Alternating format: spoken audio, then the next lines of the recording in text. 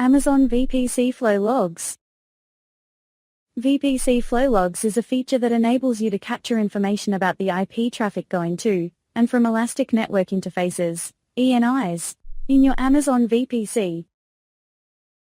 After you've created a flow log, you can retrieve and view the generated data in the chosen destination, which can be either Amazon CloudWatch Logs or Amazon Simple Storage Service, Amazon S3. Flow logs can help you with a number of repetitive tasks, such as diagnosing overly restrictive security group rules, monitoring the traffic that is reaching your EC2 instance, determining the direction of your IP traffic flows to and from your Amazon VPCs, subnets, or ENIs. VPC Flow Logs Basics.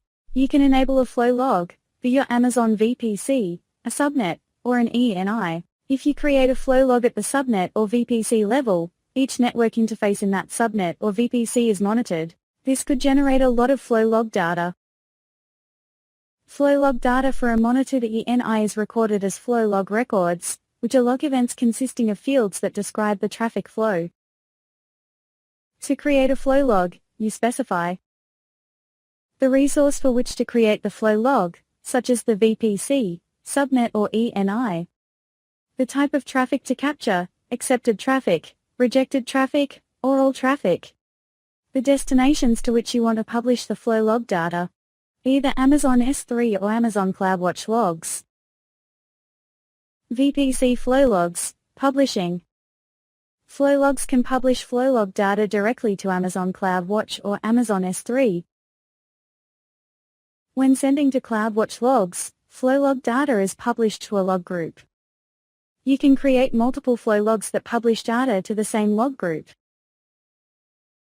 Data from each ENI is sent to a unique log stream in that log group. Log streams are uniquely named based on the ENI ID and the type of traffic, all, reject, or accept, that it's collecting.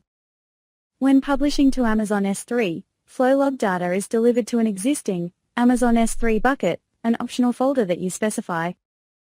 The data is stored as a series of log file objects that are compressed to save space. The log file object name includes the flow log ID and are placed in an S3 folder hierarchy that includes AWS account ID, the AWS region, the year, the month, and the day of the month. This makes it easy to query the data with other AWS services, such as Amazon Athena.